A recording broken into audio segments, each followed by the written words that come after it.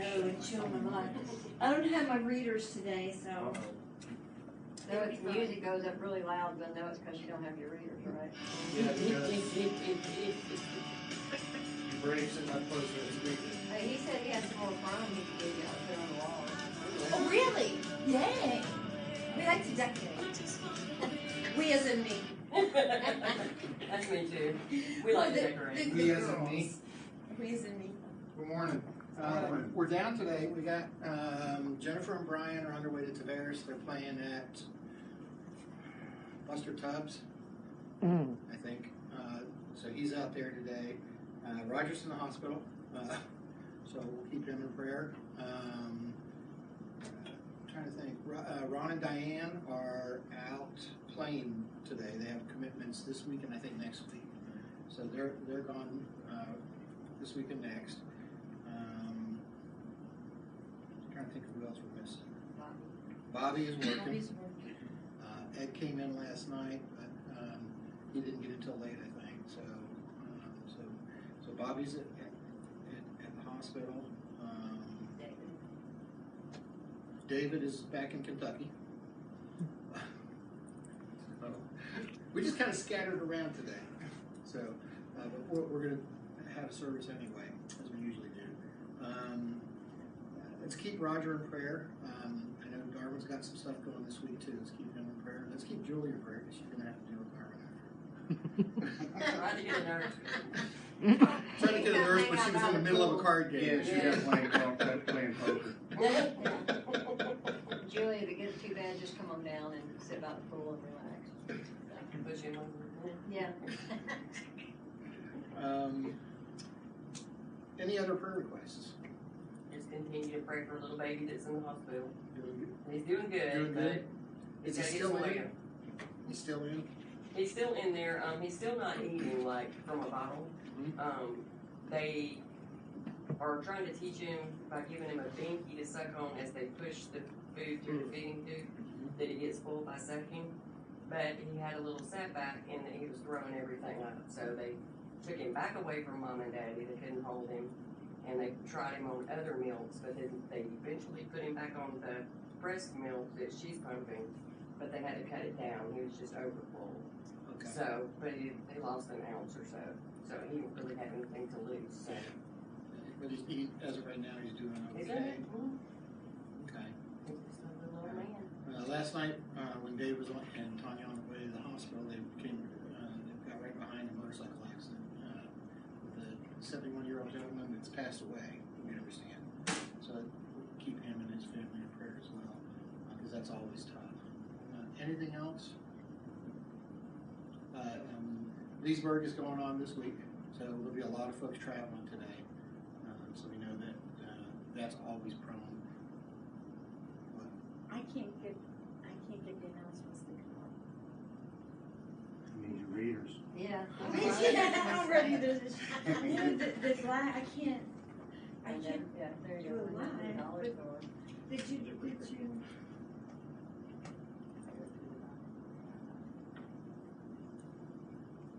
I'm sure it was something you did. Yeah, I'm sure. Oh, thank you. I didn't click that. You I didn't was click afraid. live. It was flashing. Scary. Blood run is May 11th, and we were working on targets this week. Barb is opting for bling. I am not. Oh, man. So we'll see what they end up looking like. There might be some sparkles in the middle. There might be some sparkles in the The middle. bugs might like that. So that's on the 11th. We are going to have lunch here afterwards, so we'll be talking about how to do that. And the route that I've done, which I'll post up this week, is 80 miles and is about a 2-hour ride. I think that's what I remember. But it goes down through into Mims and then across from Windwalkers and out across Maytown Road and then back up this way. So we should hit some bugs along the way. Next week, Barb and I are gone. We're up in Wisconsin. David's gone. But Pat Nave, who is the international president for Bikers Against Trafficking, will be here. to talk about kind of what they're doing in the ministry that Bikers Against Trafficking has. I would encourage you, even if you've got friends that go to other churches, it'd be a great time to come and see what the ministry's about, what they're doing, all the things that they're out in the world trying to accomplish. So I think it's certainly worthwhile to have that. I think probably I put something on the group page that for folks that are out of town, that if they want to donate, to go through The church. the church, and then we can make sure they get it. If they'll designate that it's for BAT, then I'll make sure I write one check from the church for all of the donations. Okay, good. Okay. All right, well, let's open with some prayer. Lord, thank you for your love and your grace and mercy that you give us. Lord, we just ask a blessing upon all those folks that are away. We know that there's a lot of people traveling today.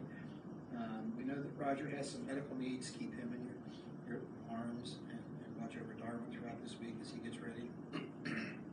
Lord, we just ask a blessing upon the family of that gentleman who passed away. We know that the comfort can only come through you, and we just ask that you be a part of their lives and bring them to know you better. Lord, there's so much going on. We know that the bug run's coming up. We ask your continued blessing upon that you work with us as we try to do the things that you have called us to do as a church. Lord, thank you for your love and your mercy and all that you do. In Jesus' name, amen. Okay. Stand with me. I have a lot of music. You're messing with me. You've got the sound off and off and I just. Well, if I clicked on that to get the sound on.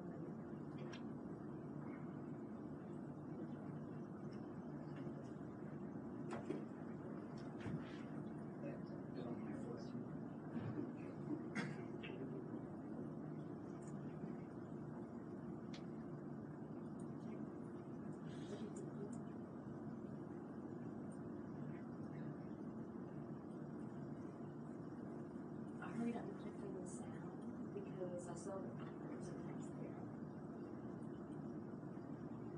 That was.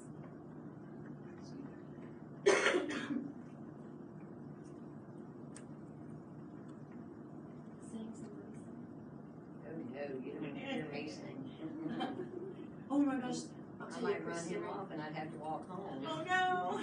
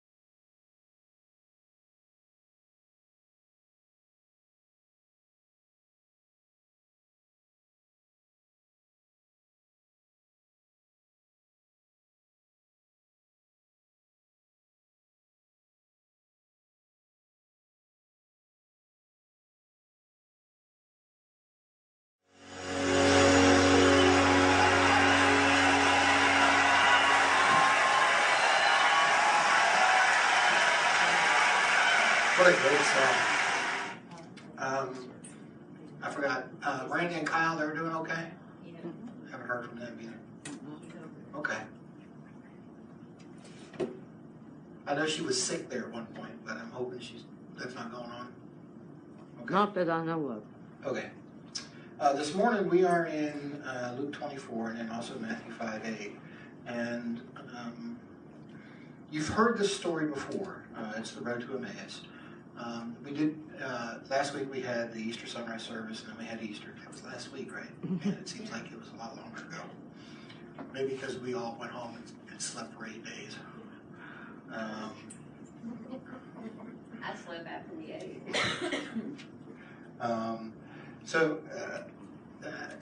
I think this is kind of the last of that series on Easter. This actually occurs on the same day of the resurrection. So when we read this, we need to kind of put in perspective that this is an occurrence that happened at about the same time.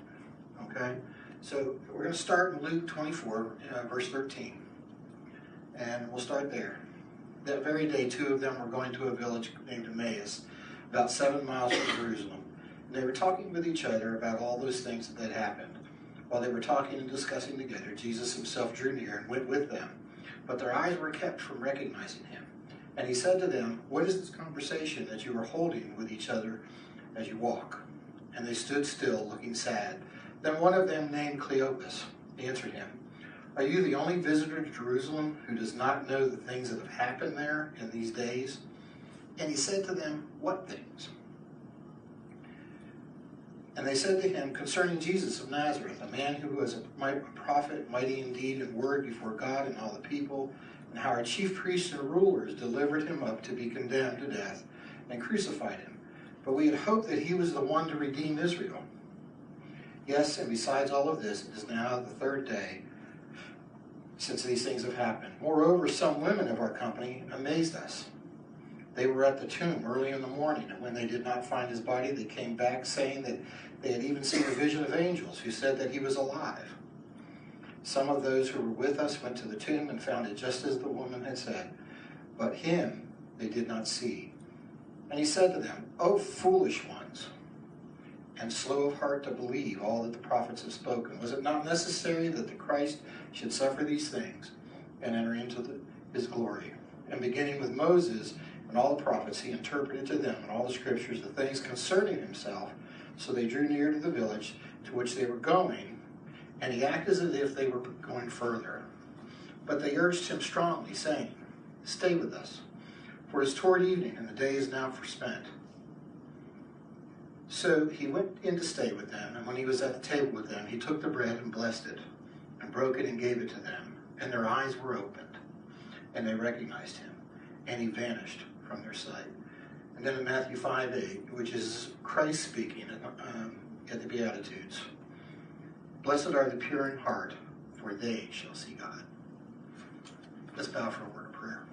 Lord, as we come before you this morning, we know that there is only your desire for our hearts and our minds. Let nothing in us interfere with what you want us to learn about you this morning. Keep us open to your words.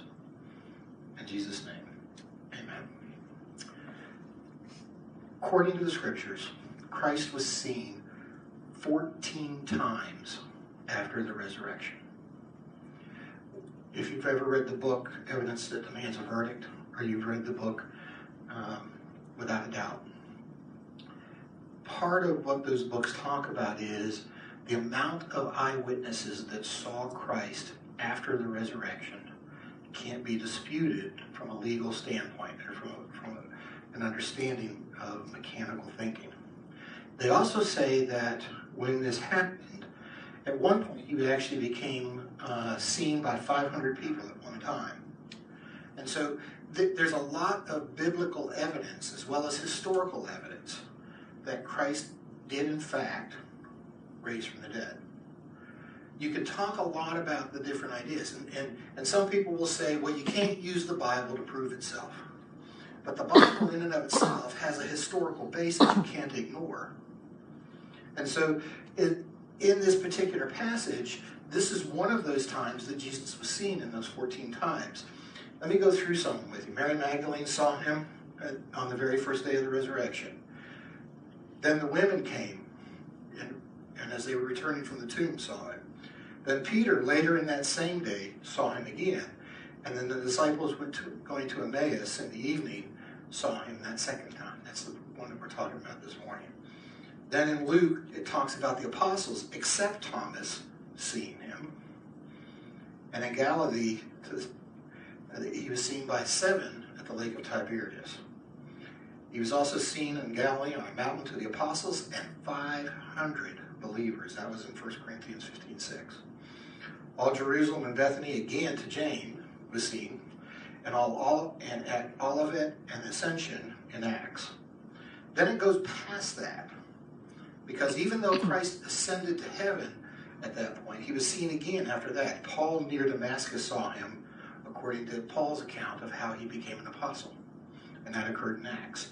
And then Stephen saw him outside of Jerusalem while he was being stoned. And then Paul saw him again in the temple. And then John saw him on the Isle of Patmos, if you read about it in the book of Revelation. So there is a number of people historically that claim to have seen Christ after the resurrection.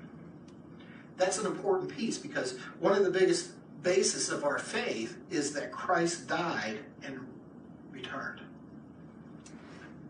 And if you think about that from the perspective of all of these people saw Christ at a different point, what we have is not just this historical thing, but the basis of our faith. It's who we are. That's the difference between the Christian faith and any other religious belief. Our God died and was raised again. That's different. There was once a little boy who decided he wanted to see God. And so he said to his mom, "I'm going to go for a walk."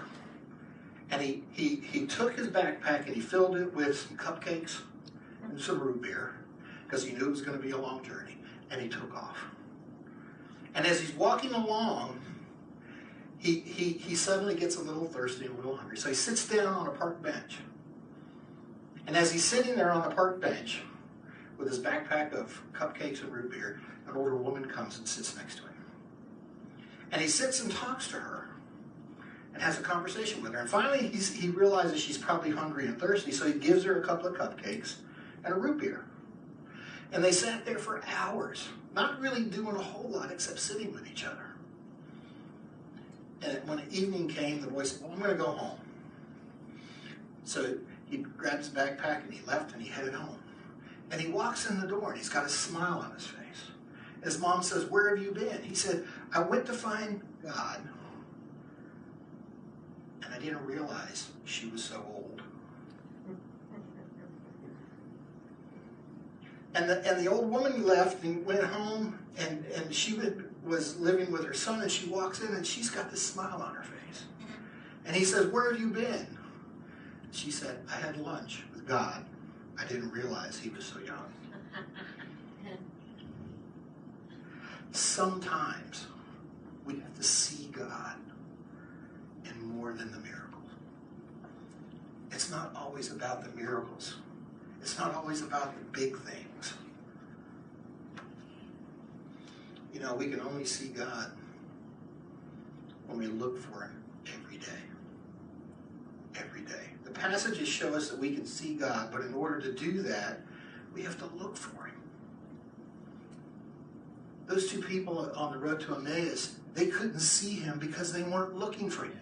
They were too busy listening to the stories and reminiscing about all of the things that were and all of the stuff that went past their head, that they forgot to look for Christ in the daily walk. Matthew 5:8 says, "Blessed are the pure in heart, for they shall see God." Pure in this passage is a word called katharos. It's the basis of the word cathartic, which is that letting go of everything.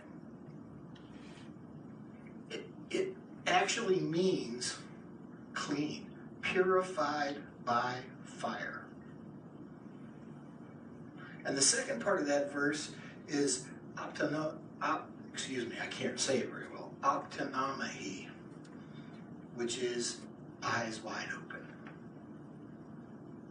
And so if we're going to look for God and we're going to look for Christ, we've got to look for him daily in those areas of our lives that we fail to see.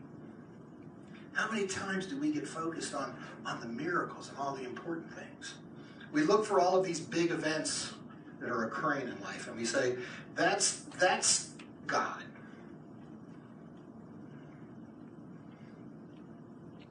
The problem with that is that we miss the presence of Christ because we're looking for something that's not really there. The road to Emmaus is a perfect example. These are two guys that knew the stories. And, we have a lot of people that we know that know the story. If you ask them about Easter, they can tell you the story. But they have never seen Christ. They have never witnessed the day-to-day things that he does. It's not always these big things. Sometimes we will say to ourselves, if we're on a ride and we're a few minutes behind something and there's an accident, we say, oh, it was a miracle. God was in that. Yes, God is in those things.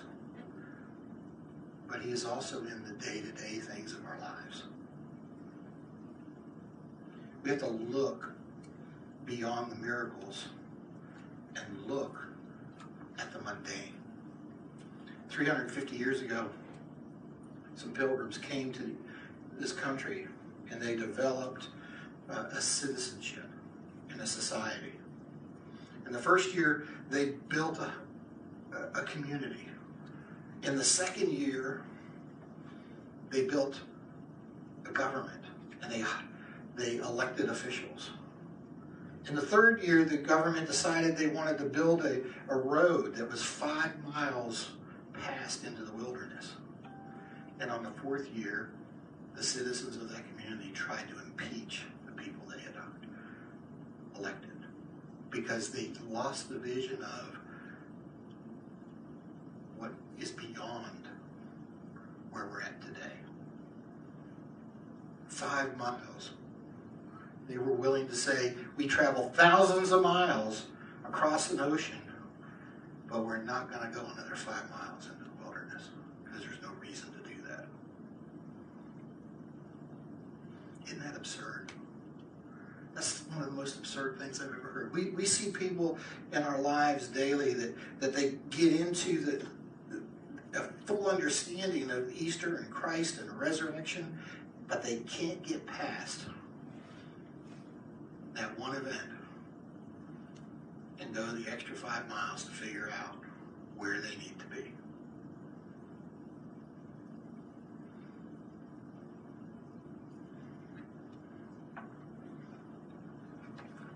We sometimes get lost because we don't see the ocean. Daytona is built, interestingly enough. They have streets that go toward the ocean, streets that go parallel to the ocean. If you get on Route 1, you will never see the ocean. But if you get on Route 1A, you will see the ocean. Sometimes, as we were talking about earlier, you got to cross that bridge. You got to go that extra mile. You got to look for what Christ has done. Don't get me wrong, miracles still occur in this world. There's no question about that. We have a miracle of that young baby that was born. We have miracles that we become aware of every single day. But God is not locked into miracles. He's locked into that day-to-day part of your life. Recently there was a young boy thrown from the 3rd floor of a mall. I don't know if you all read that. He fell 3 floors. And the article that I saw recently said he has no brain damage and no broken bones. No question question, God is in the miracle business. But you know what? God is also in the business of paying people's bills and giving them jobs and helping them learn to live day to day and putting food on the table and giving friends that care about us and folks in our lives that are important to us. Sometimes we got to look for God in the day to day. You know, when Jesus started his ministry, he went into the wilderness. And Satan took him in Matthew 5 to the top of the temple and said, if you'll jump off, God will keep you from even hurting your foot. And Jesus said, thou shalt not tempt the Lord thy God. You know, I hear people talk about churches and they'll say, well, I'll go to church for 3 times. Or I'll go to church for a year. But if it's not right, I'm not going back. Well, you know what? You miss the blessing of God when you put conditions on Him in your life. If you say, I'll do it simply because there's a miracle going to be involved, don't bother. Because God, while He works in the miracles, doesn't work all the time with miraculous things. God does not have to prove Himself to us in the form of a miracle. He proves Himself every day we wake up and we're breathing. He proves Himself every day we walk and don't stumble. He proves Himself every time we stop and realize that we have the freedom to pray. Last week we saw where 250 people were killed in a church in Sri Lanka. This morning, they were talking about another church shooting in a synagogue.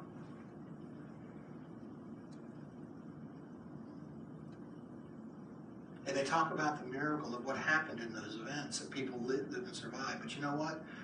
One of the most basic things that we have to recognize is every single week when we come to church, we get to do that.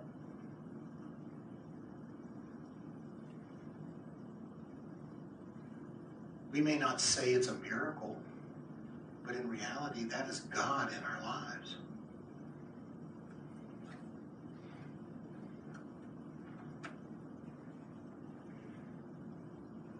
We can't tempt God.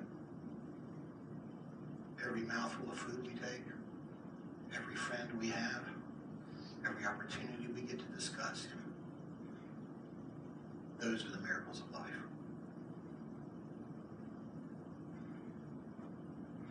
I told this story before. Dr. Paul Brand, who was a noted expert in leprosy, worked for years and did some pretty radical surgeries to alleviate leprosy throughout the Mideast. And he used to tell the people that worked with him, you can't catch leprosy. And one day he was on the train and he was traveling, and he used to check all the time to make sure he didn't have anything. And one day his foot felt funny, and he took a needle and he pushed it in, because leprosy is actually a disease of the nerves. And he couldn't feel it. And he went in full panic and said, oh my Lord, I've told these people all along you can't catch it, and all of a sudden I can't feel that needle going into my heel of my foot.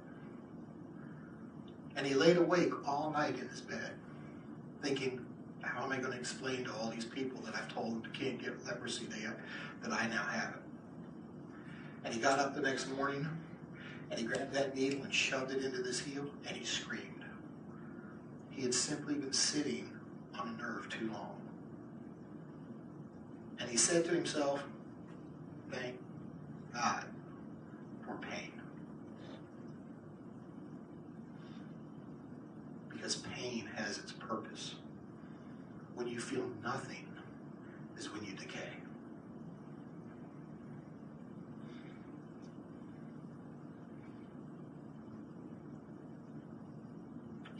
realized that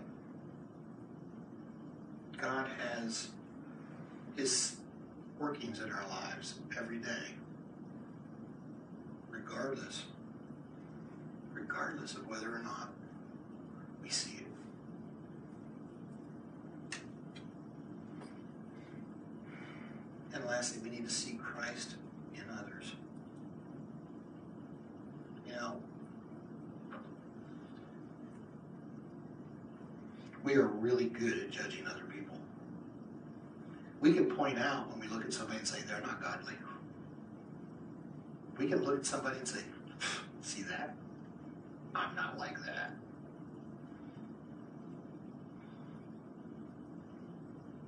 You ever been stuck in trying to come out of a parking lot or an entrance road, and all those people are blocking you? I've even said to myself, go ahead, keep looking ahead, because if you don't see me, you don't have to worry about me coming out. I think they do it on purpose. It's kind of like when you go down, to get on 95, they're at International Speedway Boulevard, and the guy's walking up the road with his sign, and he's looking at everybody going, help me. And we figure if we just look ahead, don't make eye contact, he's not really there.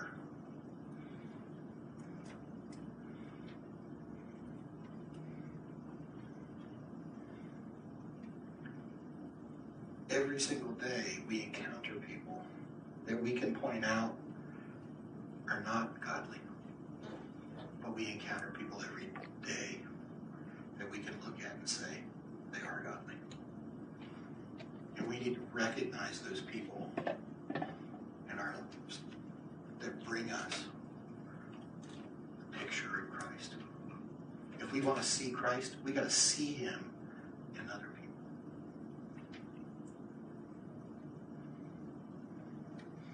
There was a wealthy man that had a huge art collection. Lots of expensive art. Pictures in it. And he had one son, and his son was in the military. And in the course of a battle, he got involved in caring for other people. And as he was carrying out one of his soldier mates, he was shot in the heart and died. And it just hurt that man's heart and soul that his only son was killed. And one day around Christmas time, the guy shows up at the door and he bangs on the door. And it's a soldier standing there with a package. And he says to him, he said, "Sir, you don't know me, but I have a picture that I painted for you. Because I'm the one that your son was carrying out of the battle when he was shot." And he handed him the picture, and the guy opened it up. And it was a portrait of his son. Not a great portrait, but a portrait. And it captured the very heart and soul of who his son was. And the soldier said, "Sir, I know it's not a great picture, but I wanted you to know how much I appreciate what your son did to help me in my life." And so the man took that portrait and hung it over his mantle. And everybody that came to visit him, he would take him and say, "This is my son. This was painted for me by the guy whose life he saved." And a few months later, the old man died.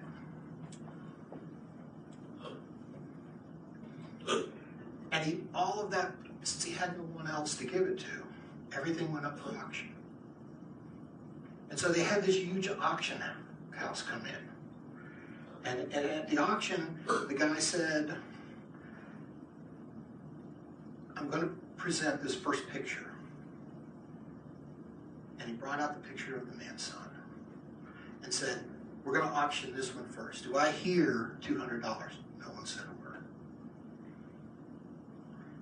Do I hear $50? No one said a word. And finally in the back, the gardener of the house said $10. And the auctioneer said, $10. Do I hear 20? No one said anything. In fact, people began to grumble and say, we don't care about that picture. We want the big, expensive masterpieces. And the guy said, $10. Do I hear 20? And again, there was grumbling. And he said, sold for $10. And he said, that concludes the auction. And everybody went, wait, we were here for the masterpieces. And he said there was a stipulation in the will that said, whoever bought the son got the full estate.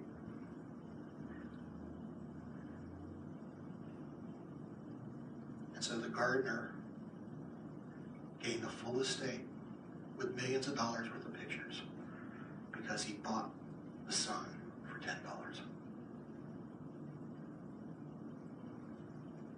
If we want to understand what God wants in our lives, we got to buy the son.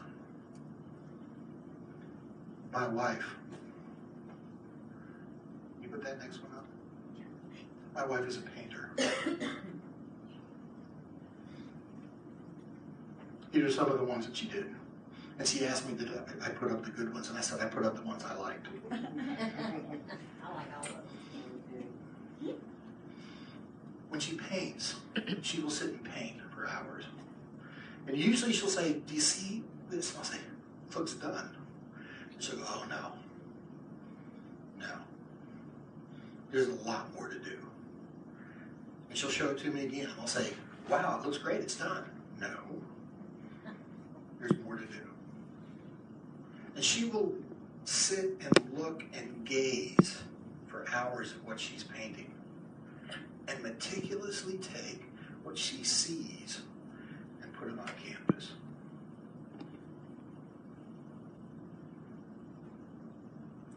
She just did a picture for my daughter.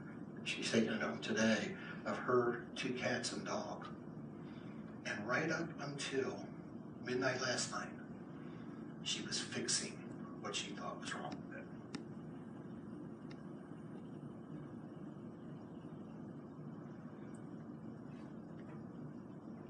When we look to see Christ, we need to gaze with intent. We need to look in honesty. And we need to see what He has for us.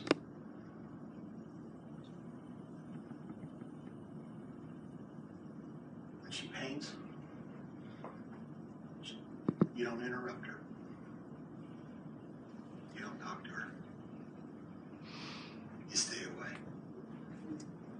And when we look for Christ, we need to have that level of gazing, that level of perception, that level of honest look to figure out where Christ is in our life. That's seeing Jesus. Those guys on the road to Emmaus got so wrapped up in the story and so wrapped up in their daily life event that they forgot to see the Savior with them. They forgot to look. They knew that Christ raised from the dead. They were told that. They said that. But they didn't see Him with them. They didn't recognize that He was with them.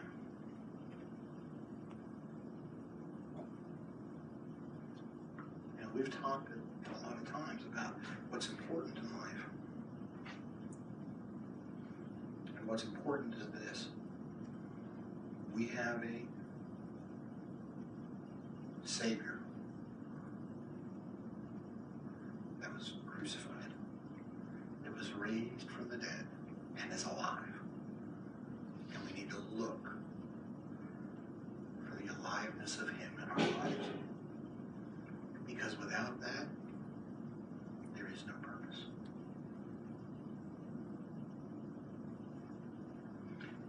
I put this on the group page earlier in the week.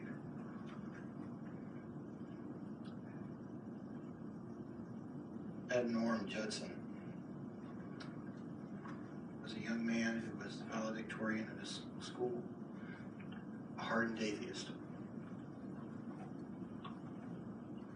That somehow ended up being the very first missionary to Asia. And he spent 37 years in Burma. While he was there, he buried 6 of his kids and 2 wives because he was committed to looking for Jesus.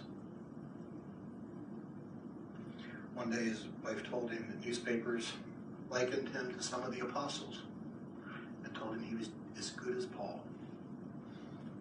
And Judson sat up and said, I do not want to be like Paul or any other mere man. I want to be like Christ. I want to follow him only, copy his teachings, drink in his spirit, and place my feet in his footprints. Oh, to be more like Christ. We become like Christ when we study the Savior. We gotta look for him. So this morning I would say to you simply this. Every single day,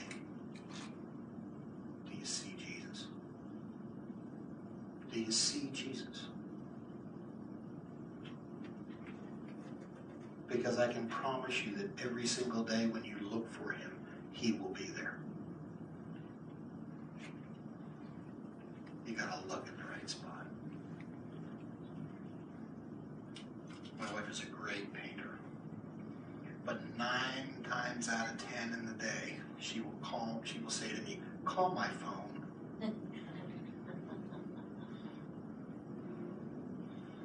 Sometimes she puts it on silent, so it's really hard for her to find her phone. And you have to walk around listening for the buzz.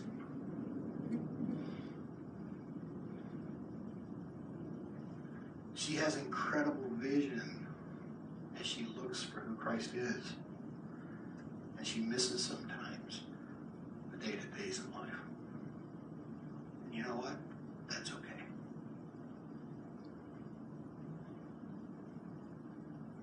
You gotta look for him in order to see him. Let's bow for word of prayer. Lord, as we come before you, we know that it is your miracles that we see, but it is your face we need to see. Help us to understand who you are and all of the things you do for us and all of the love that you give us. Let us step back sometimes and see the day-to-day things in our lives that make you such a miracle for us.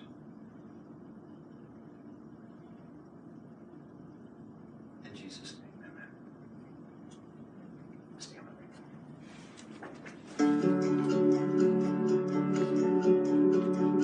me. Make it count, leave a mark.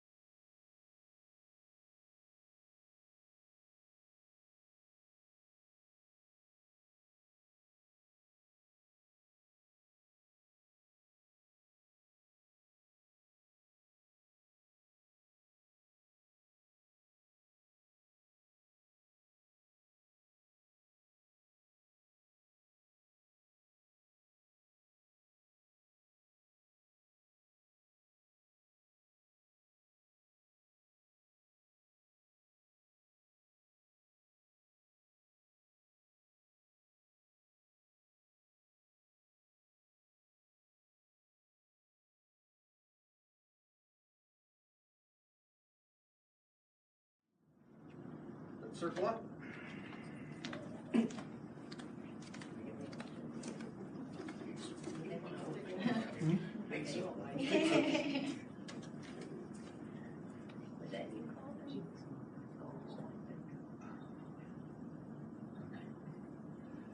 gonna ask you to blow this Kim, Perry, and Roger, and we're gonna run up and try to see if we can get some. Lord, thank you so much for this day. Thank you for allowing us the freedom to worship you. So many places do not have that freedom, as we think of last week where the 250 were killed, this week where a synagogue was vandalized and violence and more dead.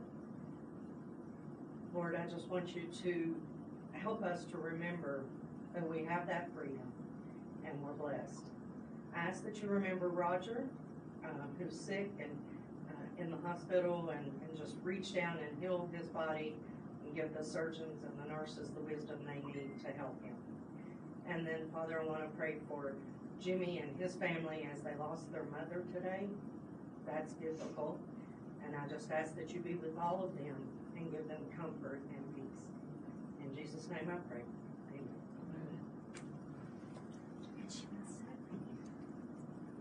Just for the last few weeks.